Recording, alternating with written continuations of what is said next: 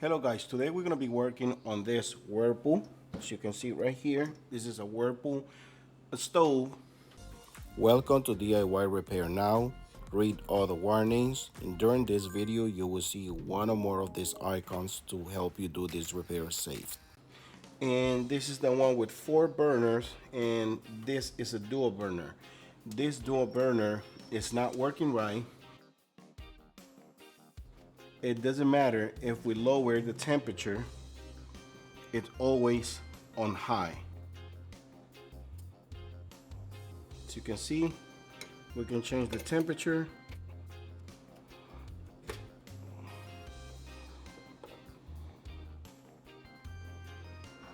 It does not matter what temperature you set it on, it's always on high. This is the single one.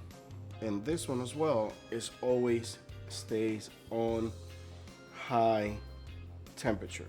So you see I'm lowering it down. I thought it was the knob that was in the wrong position, but no. See, put it on low, stay on high on a single burner. Then I switch it to the dual burner. I put it on lower setting. As you can see right here, here is low and here is high. Got it on low and it's always like this. Looks like they haven't used this burner in a long time. That's why it has this thing, so it needs to be cleaned up. But yeah, you get the idea. We need to replace the switch right here. So we're gonna go ahead and do that right now, because obviously the switch is not doing what it's supposed to. See, low, high, always on high temperature. So we're gonna go ahead and pull the stove out to be able to get to the back. And we're gonna look for the best position for you to work on. Look for the position for the best lighting, or you might need a flashlight. The next thing we're gonna do is disconnect the stove to avoid electric shock. Once we disconnect the stove, we're gonna get the best position for lighting.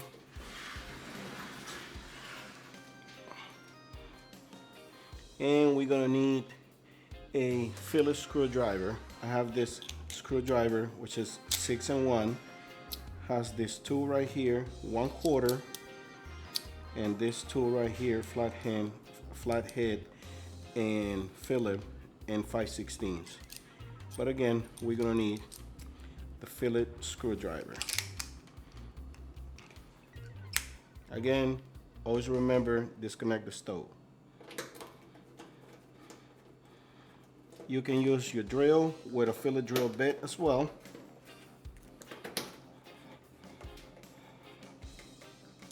But right now, I'm using a Phillips screwdriver. Yes, for the purpose of this video.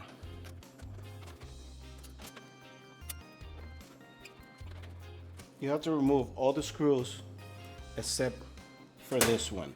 See, this one is no need because it has a cutout for the panel. And sometimes I also leave this too. But in this case, I'm gonna go ahead and remove them.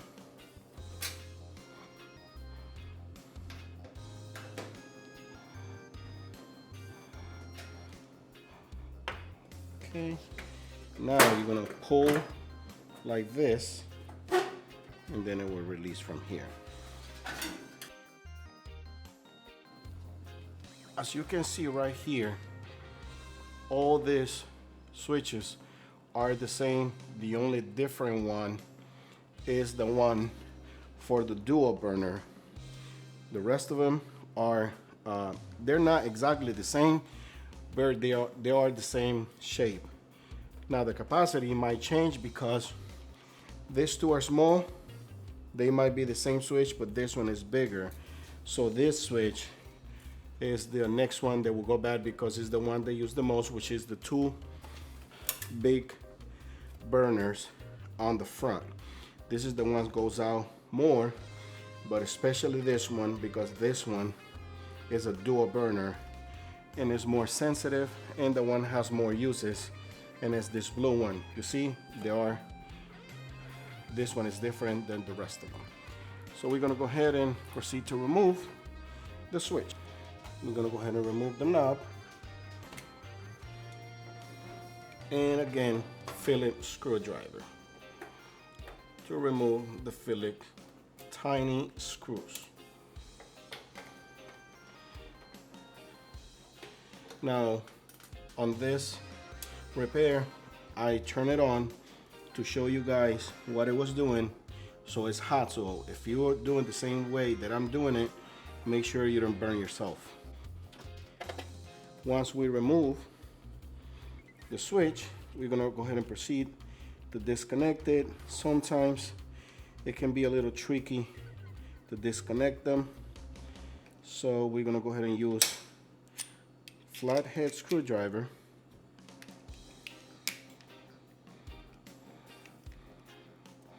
Like so. Now we remove one side. Sometimes it's not going to bring this white piece, which you cannot get lost to position of the wires. However, I do one piece at a time, that way I don't confuse myself. But sometimes it's just going to be terminals. You're not going to have this pattern here, this white piece that is a L shape. So if you don't have this shape here, you might want to take a couple pictures before you disconnect anything, because you definitely not going to remember what color goes where. This is the new part that we're going to be installing. Here we have it. This is an aftermarket part and it's very affordable. It cost me about $25–30, and you can get it on Amazon. There's going to be a link in the description of this video that it will take you to the Amazon for you to buy this part. So go ahead and go to the description of the video, click the link, and you can get it right there. So go ahead and install. Make sure the terminals are going in correctly, because sometimes it can get in the wrong position. Once you get it in place, just supervise all of them, make sure they're going in the right direction, and then you'll hear a click. Now we're gonna go ahead and disconnect the other one, and you will do the same exact thing until you hear a click. Now we're gonna go ahead and put it in place and install the 2 Phillips screws and the other side. Now this is the way I do it, but you can have somebody to help you hold the switch on one end, and you can go on the front of the stove and install the screws. Remember, for this part you're gonna need a Phillips screwdriver,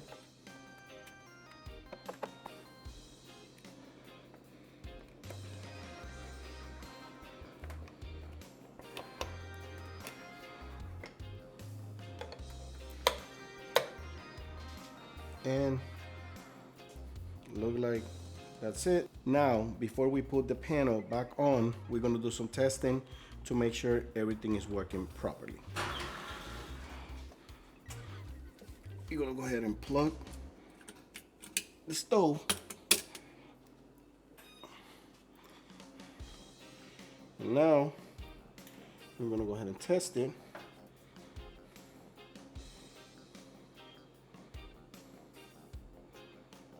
And as you can see, it's working the way it's supposed to. So we're already turning on and off. If I put it on high,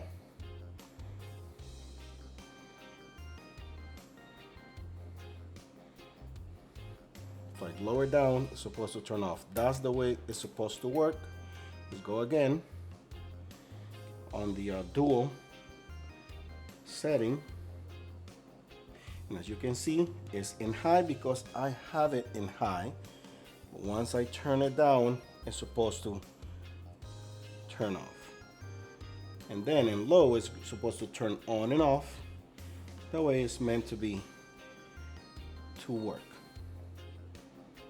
Now we're gonna go ahead and pull the panel back on, and we're gonna go ahead and do another testing. Remember that you plug it in to do some testing, but you have to disconnect the stove again to put this panel back on because there's electricity all the way around here, and you don't want to create a shortage, or you don't want to get shot, electrocuted with this panel when you're putting it back on. So go ahead and disconnect the stove one more time. Always be cautioned. This is very important.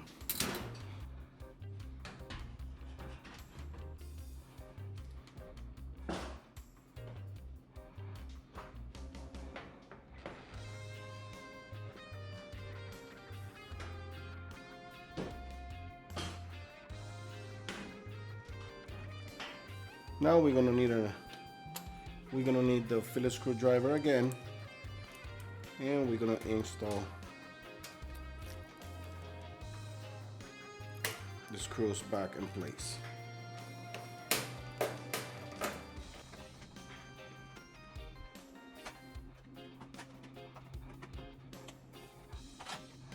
There's one thing I can tell you guys, all these are sharp edges, so wear some kind of gloves to do this repair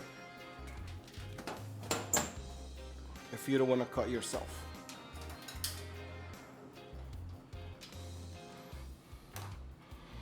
You can also start them by hand, and then go ahead and tighten all of them at the same time.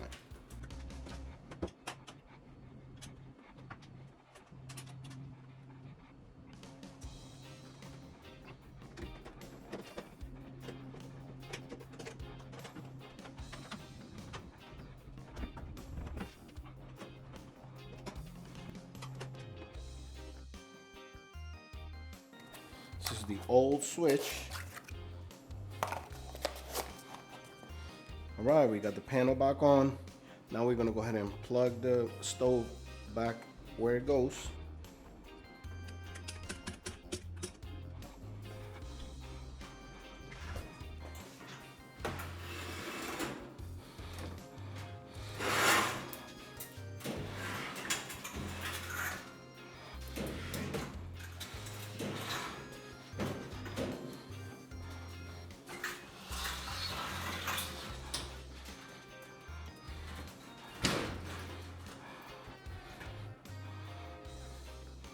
Okay, let's do another testing. Just make sure everything is fine.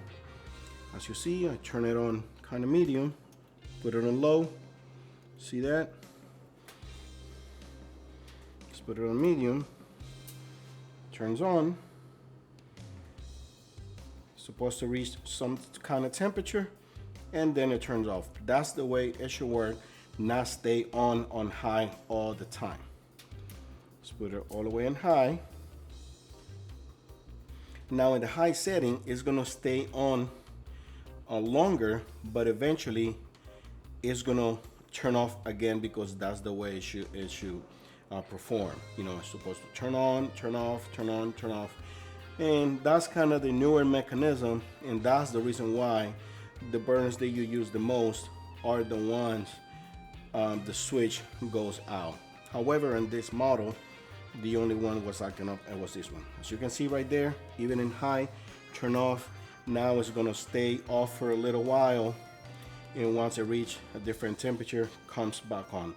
This is exactly how it should work. All right, guys, that's it in this video. This was a success repair.